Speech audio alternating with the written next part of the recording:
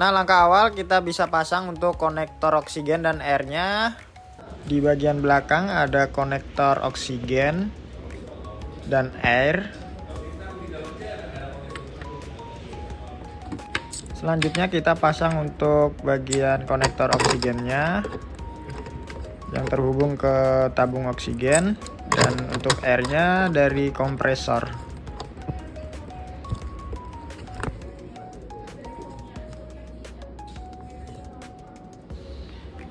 Ya, untuk bentukan kompresornya seperti ini, kita pakai kompresor medis, dan untuk oksigennya kita pakai tabung oksigen. Jangan lupa knop tabung oksigennya dibuka agar oksigennya bisa mengalir ke unit, ke alatnya.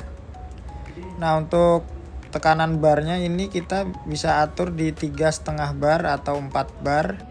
Nah, di NeoBreed ini ada beberapa knob. Yang pertama PIMAX, PIP, flow meter, kadar oksigen atau fraksi oksigen.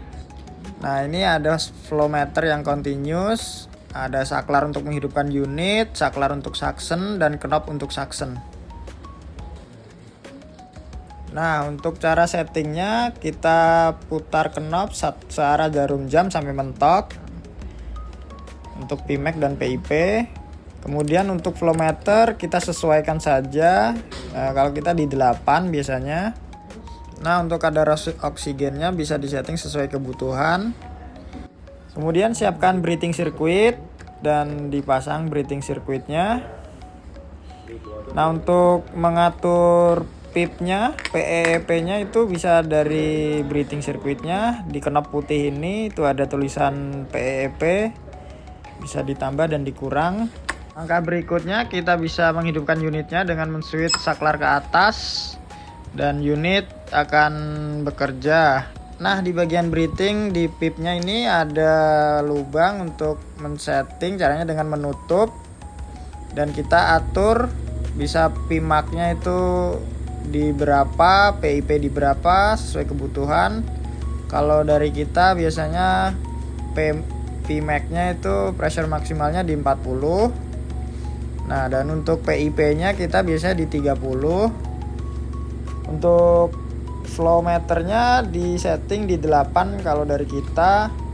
Untuk fraksi oksigennya kita setting di 50, bisa disesuaikan dengan kebutuhan. Selanjutnya kita setting untuk nilai PEP-nya dengan cara membuka aliran udara di bagian knob, lalu kita putar-putar saja untuk knobnya, dan nilai PEP akan tampil di indikator di sini. Disesuaikan saja. Untuk yang kali ini tidak bisa disetting karena breathingnya rusak.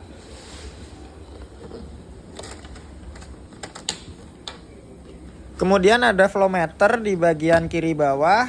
Nah, flow meter ini kerjanya continuous atau terus menerus untuk yang di kiri bawah ini. Nah, seperti ini.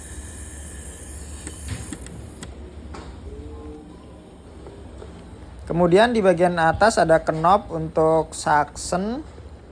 Nah, suctionnya itu ada di bagian belakang, di bagian kiri bawah. Cara menghidupkan suction, kita tekan saklar ke atas dan kita setting untuk daya hisapnya. Kita sudah setting, coba kita tutup di bagian suction. Dia akan ada indikator. Nah, itu indikatornya sudah berfungsi sampai 80, bisa disesuaikan lewat knob yang ada di samping saklar. Disesuaikan saja sesuai kebutuhan dengan cara menutup di bagian belakang lalu disetting di knobnya. Oke, sekian untuk cara penggunaan alat NeoBreed 2 ini. Semoga bermanfaat. Sangat simpel kan?